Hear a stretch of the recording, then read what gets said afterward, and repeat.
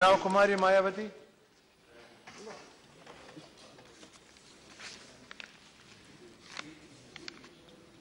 माननीय उपसभापति जी, अभी हाल ही में कुछ दिन पहले अर्थात दिनांक 8 नवंबर को केंद्र सरकार व प्रधानमंत्री श्री नरेंद्र मोदी द्वारा देश में काले धन पर अंकुश लगाने के लिए खास तौर से 500 व 1000 रुपये के नोट पर जो पाबंदी लगाने का फैसला लिया गया है, तो उसका मैं विरोध करने के लिए नहीं, बल्कि इन्होंने जो ये फैसला बिना तैयारी के अधकच्चा व अपरिपक्व तरीके से लिया है, जिससे अब पूरे देश के खासकर गरीबों, मेहनतकश लोगों एवं मध्यम वर्गीय लोगों के सामने जो अनेकों विकट समस्याएं पैदा हो गई हैं, तो उनके हितों में कुछ जरूरी बातों की तरफ केंद्र सरकार का व खासकर प्रधानमंत्री श्री नरेंद्र मोदी का ध्यान आकर्षित करने के लिए खड़ी हुई हूँ। हालांकि प्रधानमंत्री जी इधर हाउस में मौजूद रहते तो अच्छा रहता, लेकिन उनके साथी इधर मौजूद हैं, वो मेरी बात उन तक जरूर पहुंचाएंगे, ऐसी मैं उम्मीद करती हूँ। हालांकि इस बारे में मुझसे बोलने से पूर्व कुछ दलों के माननीय नेताओं ने, खास तौर से विपक्ष के ओर से जो माननीय नेतागण हैं, उन्होंने बहुत कुछ बोला है, बहुत कुछ विस्तार से अपनी बातें रखी हैं। और संसद के बाहर भी पार्लियामेंट का सत्र तो आज शुरू हुआ है, लेकिन ये सत्र शुरू होने से पहले और आज भी संसद के बाहर भी प्रेस वार्ता व प्रेस नोट के जरिए मैंने काफ़ी कुछ इस संबंध में अपनी बात रखी है और अपनी बात मैंने देशवासियों तक पहुंचाई है।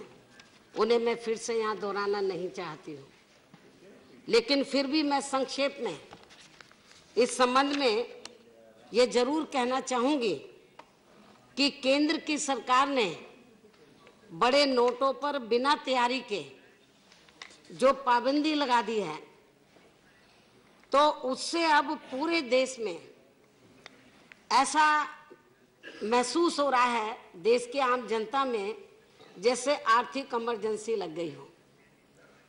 ये मैं कोई गलत नहीं बोल रही हूँ। आप देश के कोने कोने में आप चले जाएं, किसी भी हिस्से में चले जाएं, शहर में चले जाएं, देहात में चले जाएं, तो 9 तारीख से 8 को ये डिसीजन हुआ, 9 नवंबर से पूरे देश के अंदर ऐसा लग रहा है जैसे आर्थिक इमरजेंसी पैदा हो गई हो। एक प्रकार से भारत बंदी का माहौल पैदा हो गया है, लग गया कि जैसे भारत बंद हो गया हो। हालात काफी भयंकर हो गए और इससे अब तक काफी लोगों की जानें भी जा चुकी हैं। वो सदमे की वजह से नहीं, मैं सरकार को ये बताना चाहती हूँ कि आपने ये फैसला लिया बड़े नोटों की पाबंदी पर, तो उसके सदमे से नहीं, लेकिन आपने पाबंदी तो लगा दी बड़े नोटों पर, और जो गरीब लोग हैं, मेहनतकश लोग हैं, मध्यम वर्गीय लोग हैं, तो उनके सामने जो दिक्कतें आएंगी, परेशानियां आएंगी, उसकी तरफ आप लोगों ने ध्यान नहीं दिया। खास तौर से जो गरीब लोग हैं, तो मैं ज़्यादा डिटेल में नहीं जाना चाहती, लेकिन वो बीमारी की हालत में जब वो सरकारी हॉस्पिटल में अपने इलाज के लिए गए, तो वहाँ पर सरकारी हॉस्पिटल में भी ज्यादातर पर्ची पर लिखकर दे दिया कि आप मेडिकल स्टोर से ये दवा ले लो। प्राइवेट हॉस्पिटल में गए तो उन्होंने बोला कि ये बड़े नोट नहीं चलेंगे, छोटे नोट लेकर आओ। कितना बुरा हाल हुआ है। और जो मेडिकल स्टोर है उन्होंने तो देखा कि भाई हमारे पास पैसे नहीं है, या तो उनको पहले ही सजग कर दिया गया था। तो जब लोग उधर दवा लेने के लिए गए, खासतौर से गरीब लोग, उन्होंने अपने मेडिकल स्टोर के शटर डाल दिए। और जब वो पैसे लेकर गए भी, उन्होंने कहा कि भाई आप ये 500 रुपये हैं, 1000 रुपये हैं, एक 100 रुपये की दवा है, 100 रुपये की दवा। उन्होंने बोला कि आपको दवा चाहिए तो 500 रुपये दे दो। तो 100 रुपये की दवा के बदले में उनसे 500 रुपये ले लिए। और यदि इतना ही नहीं, ये तो मैं बीमार लोगों के बारे में बता रही हूँ, यदि वो रोजमर्रा की जो जरूरी चीजें हैं, तो जब वो उसको लेने के लिए गए, जिस पर सरकार ने कुछ थोड़े दिन के लिए छूट दी थी, तो जब वो सामान लेने के लिए गए तो उनको ये कहा कि भाई आप ये 500 रुपये है, 200 रुपये का सामान है 500 दे दो, 600 रुपये का सामान है 1000 दे दो। तो जो गरीब लोग हैं और खास तौर से जो मेहनत कश लोग हैं, मध्यम वर्गीय जो लोग हैं, तो उनको अपनी रोजमर्रा की जो जरूरतें हैं तो उनको पूरा करने में उनको बड़ी कठिनाइयों का सामना करना पड़ा है, अभी भी करना पड़ा है। बहुत बुरा हाल है। और खास तौर से जो किसान लोग हैं, तो इस समय वो जो अपनी खेतों में बुआई करना चाहते हैं, बीज खरीदने के लिए, खाद के लिए उनके पास पैसा नहीं है, लेकिन सरकार इस ओर ध्यान नहीं दे रही है। इसी प्रकार उनके बच्चों की 10 प्रॉब्लम्स हैं। बच्चों की फीस का है, बच्चे बड़े गए, उनकी शादी का, उनके पास पैसा नहीं है। और जब गरीब लोग, मेहनत कश लोग, मध्यम वर्गीय लोग, जब वो लोग एटीएम या बैंकों आदि में पैसा लेने के लिए गए, तो शुरू के 2 दिन तो ये मालूम पड़ा कि एटीएम खराब पड़े हुए हैं, उसमें पैसा नहीं है, बैंकों में पैसा नहीं है। सुबह से लेके शाम तक, रात को 12 बजे से लोगों ने लाइन लगा दी, इतना बुरा हाल रहा है, लेकिन उनको पैसा नहीं मिला। काफी बुरी हालत रही है। लेकिन दुख की बात यह है कि माननीय प्रधानमंत्री जी तो ये फैसला लेने के बाद जापान से वापस आने, जापान में भी गए तो उन्होंने ऐसा कहा इंडिया के बारे में, जो वो फैसला लेकर गए, जैसे उन्होंने बहुत बड़ी तीर मार दिया। गरीब और मजलूमों के लिए उन्होंने बहुत बड़ा काम किया हो, मेहनत कश लोगों के लिए, मध्यम वर्गों के लिए बहुत बड़ा काम किया हो, बहुत बड़ी बड़ी बातें उन्होंने वहां पर कही। लेकिन जब वो इंडिया वापस आए और आने के बाद जब वो 2-3 जगह गए, उन्होंने क्या क्या कहा मैं उसके डिटेल में नहीं जाना चाहती। लेकिन खास तौर से उन्होंने उत्तर प्रदेश में जाकर गाजीपुर की रैली में, जो अपने आप को वो कहते थे कि मैं करप्शन के खिलाफ हूँ, तो उस रैली के अंदर जो भीड़ लाई गई थी या जिस तरीके का माहौल देखने के लिए मिला, वो टोटल करप्शन से भरा हुआ था। तो मैंने कहा भी था प्रेस कॉन्फ्रेंस बुलाकर कि दूसरों को सलाह देने से पहले अपने गिरेबान में भी माननीय प्रधानमंत्री जी को जाकर जरूर देखना चाहिए। और इतना ही नहीं, उन्होंने ये भी कहा, अकेले उत्तर प्रदेश में नहीं, उन्होंने जगह गोवा में भी कहा और ये गाजीपुर में भी कहा, जगह जगह जहां पर भी वो गए उन्होंने कहा ये मैंने कोई यकायक फैसला नहीं लिया, एकदम ये फैसला नहीं लिया है। मैं इस ये फैसला लेने से पहले 10 महीने की मैं सीक्रेट मेरी तैयारी थी, मेरी गुप्त तरीके से तैयारी चल रही थी पिछले 10 महीने से। लेकिन मैं सरकार के लोगों से पूछना चाहती हूँ और आपके माध्यम से मैं माननीय प्रधानमंत्री जी से पूछना चाहती हूँ कि 10 माह का 10 महीने का समय बहुत होता है। यदि आप बड़े नोटों पर पाबंदी लगा रहे हैं, आपको लगता है कि इससे करप्शन रुक जाएगा, तो हम कोई इसके खिलाफ नहीं है, लेकिन पाबंदी लगाने से पहले जो आपने कहा हमने 10 महीने की तैयारी की थी, तो 10 महीने की तैयारी बहुत होती है। और यदि इन्होंने सही मायने में ये तैयारी की होती और बड़े नोटों की पर पाबंदी लगाकर इन्होंने करप्शन के मामले में ये गंभीर होते, तो 10 महीने के अंदर ये पूरी तैयारी कर सकते थे। और उसके बाद जब ये कहते कि हमने 10 महीने के बाद फैसला लिया है, तो आज हमें पूरे देश के अंदर जो हाहाकार मचा हुआ नजर आ रहा है, अफरा तफरी का माहौल है, मैं समझती हूँ कि ये हमें अफरा तफरी का माहौल देखने के लिए नहीं मिलता। त्राही त्राही ये मची जो हुई है वो हमें देखने के लिए नहीं मिलती। लेकिन आम चर्चा तो ये है 10 महीने के अंदर, 10 महीने का समय बहुत होता है, लेकिन 10 महीने में क्या इनको पूरी तैयारी नहीं करनी चाहिए थी? लेकिन इस ओर ध्यान देने की बजाय तो 10 महीने के बारे में आम चर्चा वास्तव में माननीय उपसभापति जी ये है, मैं पूरे सदन को ये बताना चाहती हूँ कि 10 महीने में जो इन्होंने कहा, सरकार ने, माननीय प्रधानमंत्री जी ने ये कहा कि हम बड़े नोटों पर पाबंदी लगाकर करप्शन को रोकेंगे और आतंकवादियों की जो ताकत है उसको भी कमजोर करेंगे। लेकिन मैं ये बताना चाहती हूँ कि 10 महीने का समय ये बहुत होता है। इन्होंने 10 महीने में तो ना तो ये बड़े नोट जब बंद करेंगे उसके बाद जो किस्म किस्म की दिक्कतें पैदा होंगी, समस्याएं पैदा होंगी, उससे हमें कैसे निपटना होगा, गरीब लोगों को कैसे राहत देनी होगी, मेहनत कश लोगों को हमें कैसे राहत देनी होगी, मध्यम वर्गीय लोगों को हमें कैसे राहत देनी होगी, इस तरफ एक्सरसाइज करने की बजाय, तैयारी करने की बजाय तो 10 महीने के अंदर वास्तव में आम चर्चा हमें ये सुनने के लिए मिल रही है कि इस 10 महीने की अवधि के अंदर तो भारतीय जनता पार्टी ने, प्रधानमंत्री श्री नरेंद्र मोदी ने केवल अपनी पार्टी बीजेपी और अपने खास लोगों को और कुछ चाहते बड़े बड़े पूंजीपतियों और धन्ना सेठों के जो लोग हैं उनके बड़े बड़े नोटों को ठिकाने लगाने के लिए इन्होंने 10 महीने का समय लगाया।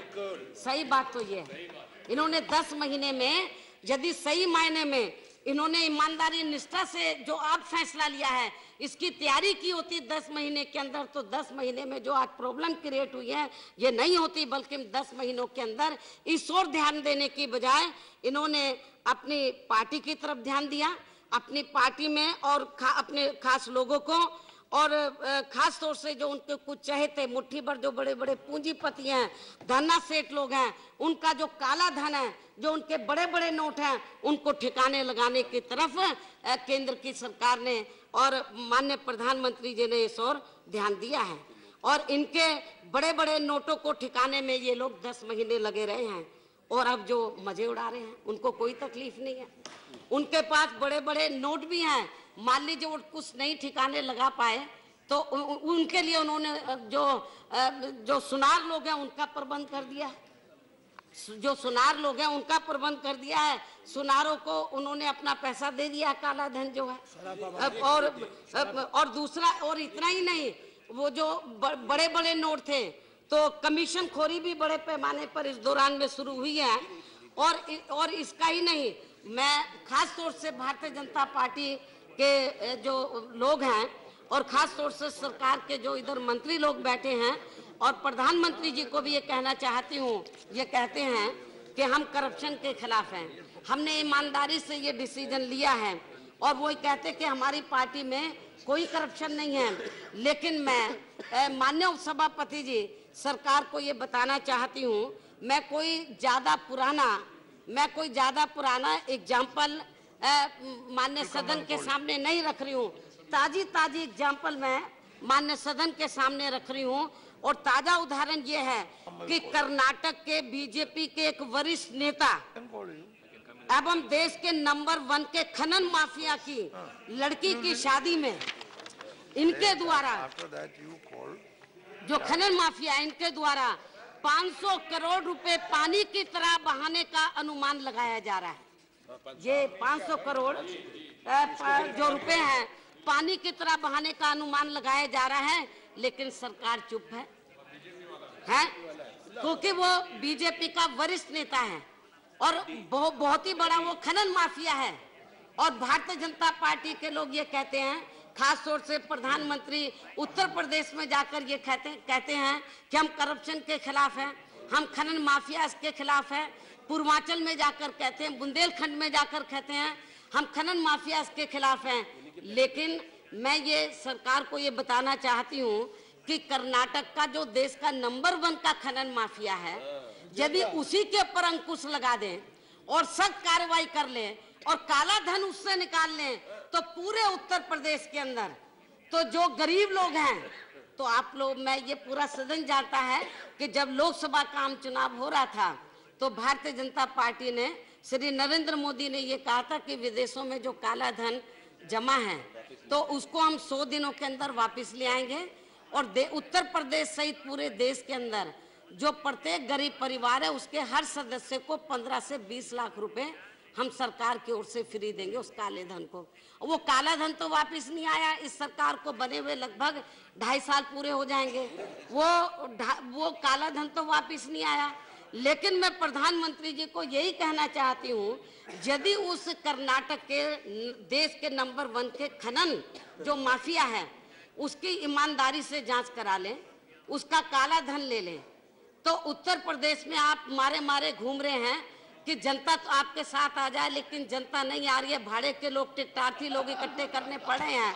तो मैं ये बताना चाहती हूँ कि आपके ऊपर थोड़ी सी दया हो जाएगी, आपकी पार्टी के ऊपर, यदि कर्नाटक के उस खनन माफिया को आप शिकंजा कस लें उसके काले धन पर और उसका पैसा पूरा इकट्ठा करके यदि उत्तर प्रदेश के हर गरीब परिवार के प्रत्येक सदस्य को 15 से 20 लाख रुपए उस खनन माफिया वाला पैसा दे दें तो शायद थोड़ी आपके ऊपर कृपा हो जाएगी है। लेकिन मुझे नहीं लगता आप ऐसा करने वाले। आपको मालूम है कि आप पावर में तो नहीं आने वाले उत्तर प्रदेश के अंदर, लेकिन ये इनको ये मालूम है कि इन्होंने जो 2.5 साल के अंदर जो लोकसभा चुनावी अपने वायदे किए थे लोकसभा आम चुनाव के दौरान, वो तो इन्होंने पूरा नहीं किया 2.5 साल के अंदर। तो इनको ये मालूम है कि जनता हिसाब मांगेगी, जनता हिसाब मांगेगी उत्तर प्रदेश के विधानसभा आम चुनाव में। इन्हें ये मालूम है कि वो कर्नाटक का पैसा भी कहीं हाथ से ना चला जाए सरकार, वो तो लोग तो इनको वोट देने वाले नहीं है, लेकिन उस नंबर 1 का जो खनन माफिया है तो उसके खिलाफ सरकार कार्रवाई करने के लिए तैयार नहीं। और अपने आप को कहते हैं हम दूध के धुले हुए हैं, अपने आप को कहते हैं हम दूध के धुले हुए हैं। और जब ये फैसला लिया माननीय उपसभापति जी, तो इन्होंने ये कहा कि विरोधी पार्टियां इसलिए चिल्ला रही हैं, ये लोग कह नहीं रहे हैं, विरोधी पार्टियां इसलिए चिल्ला रही हैं क्योंकि इनको मालूम है कि इन्होंने काला धन इकट्ठा किया है, वो ऐसा अपनी कमजोरियों को छिपाने के लिए। लेकिन मैं सरकार को ये बताना चाहती हूँ और खासतौर से बीजेपी के लोगों को कि ये जो काला धन इकट्ठा करने वाली बात है, बाकी विरोधी दल अपना बात की अपने बारे में खुद बोलेंगे, लेकिन जहां तक बीएसपी का सवाल है, बीएसपी के बारे में सबको ये मालूम है कि बीएसपी एक पॉलिटिकल पार्टी बाद में मूवमेंट पहले है। बहुजन समाज पार्टी ने अभी तक जो अपनी मूवमेंट को यहाँ तक पहुँचाया है, परम पूज्य बाबा साहब डॉक्टर अंबेडकर के बताए हुए रास्ते पर चलकर इस मूवमेंट को जो अभी तक इधर यहाँ तक पहुँचाया है, तो हमारी पार्टी ने इस देश में जो गरीब लोग हैं, जो मेहनत कश लोग हैं, मध्यम वर्गीय लोग हैं, तो उनके खून पसीने की कमाई से मेंबरशिप के जरिए, उनके डोनेशन के जरिए हमने धन इकट्ठा करके अपनी पार्टी को यहाँ तक पहुँचाया है। हमारी पार्टी ने भारतीय जनता पार्टी की तरह विदेशों से चंदा नहीं लिया है। हमारी पार्टी ने भारतीय जनता पार्टी की तरह बड़े बड़े पूंजीपतियों से, धन्ना सेठों से पैसा लेकर या फर्जी मेंबरशिप बनाकर तो हम लोग अपनी पार्टी नहीं चलाते हैं। हमारी पार्टी ईमानदारी निष्ठा से तो अपनी पार्टी को चला रही है। इसलिए आप लोग अपनी इस कमजोरी को छिपाने के लिए आपने ये जो 10 महीने का कहा कि हमने तैयारी की है, ये बिल्कुल गलत है। आपकी कोई तैयारी नहीं थी। 10 महीने में केवल आपने अपना पैसा ठिकाने लगाया है।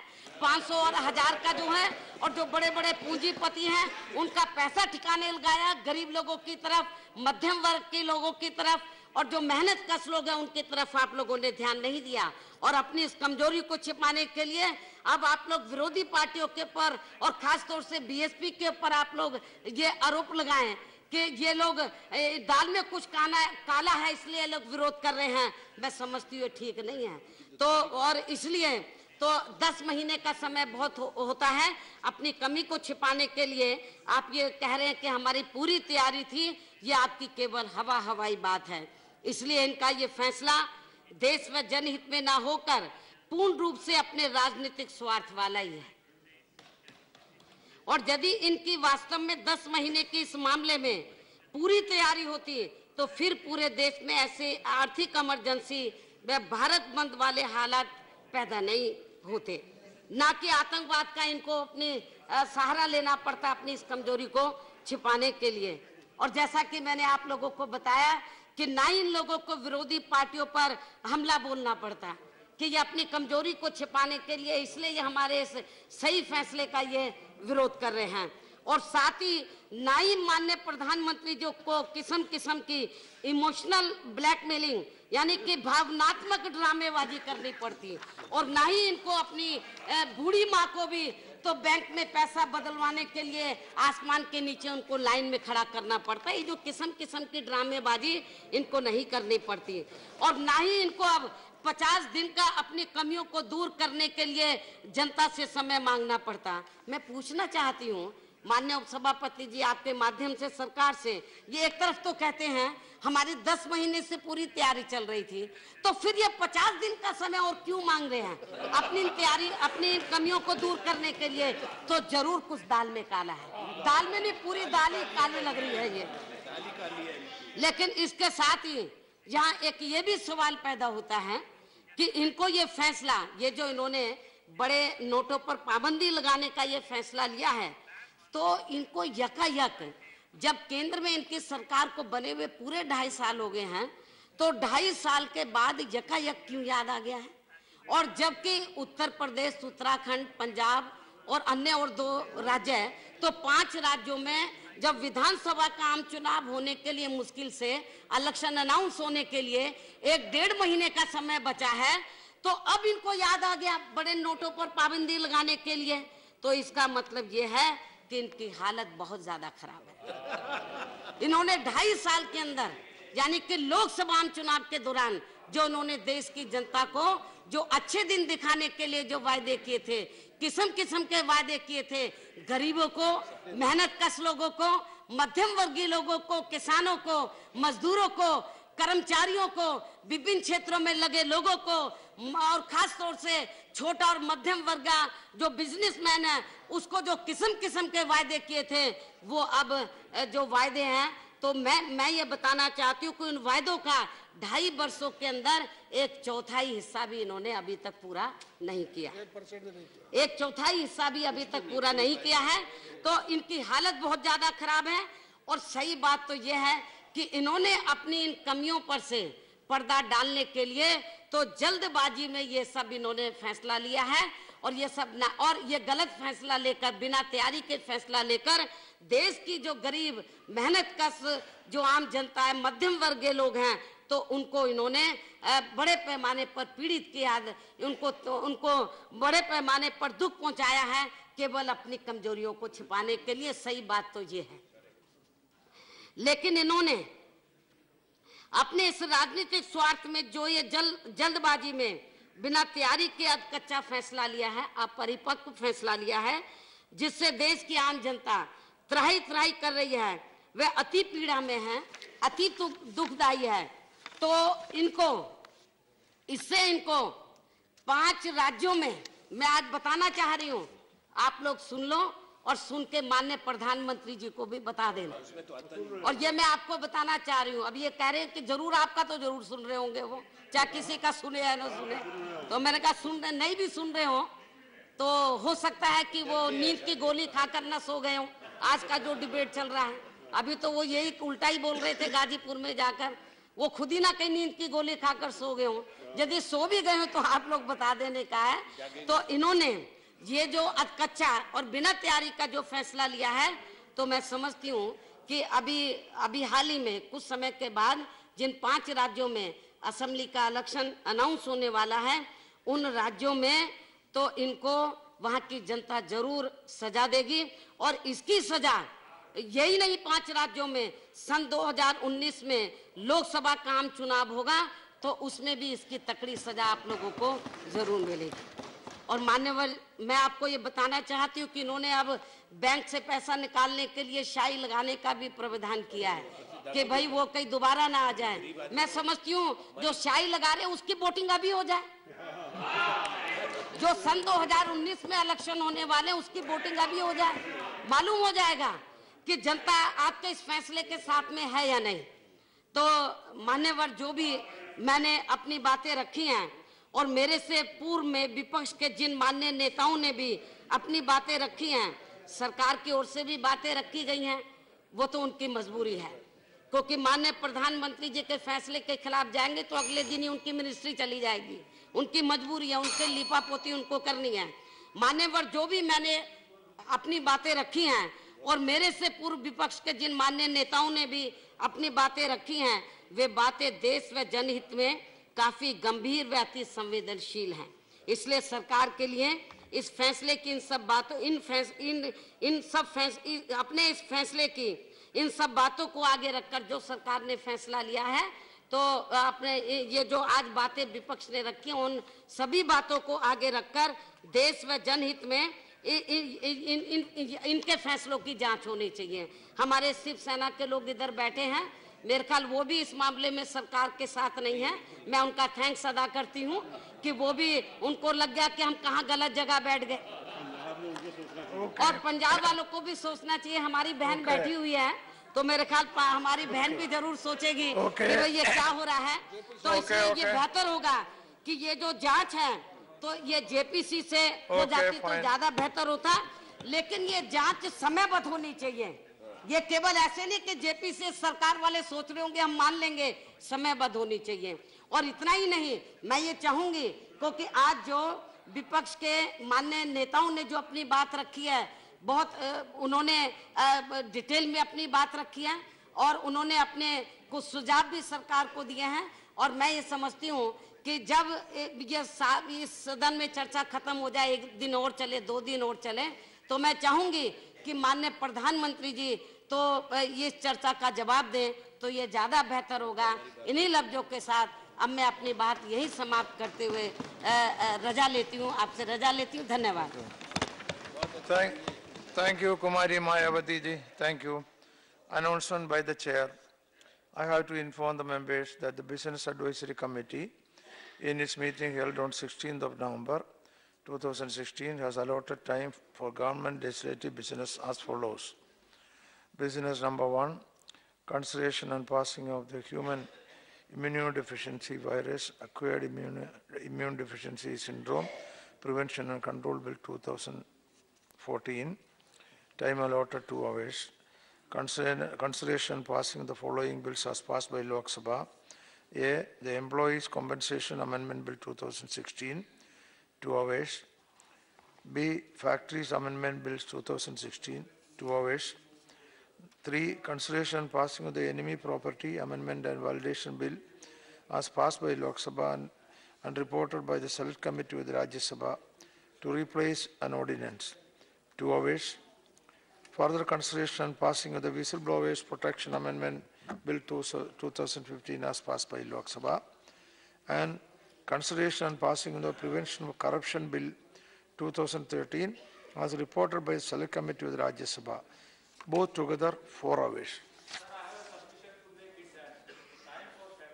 Should be increased, not just 2 hours. Otherwise, we normally rush. Most of the time that in order to pass that, the bill, we simply rush on, and the people don't get enough time to just say the things that they have in mind. No, what I have read out is the decision of Sir, the there are 2 BSc. 3 things which the Rules Committee has to think. A, that when we raise the issue here during the 0 hour, the Parliamentary Affairs Minister, sometimes they give that he will talk to someone or he will talk to the minister and so on. Then what happened to that, nobody knows.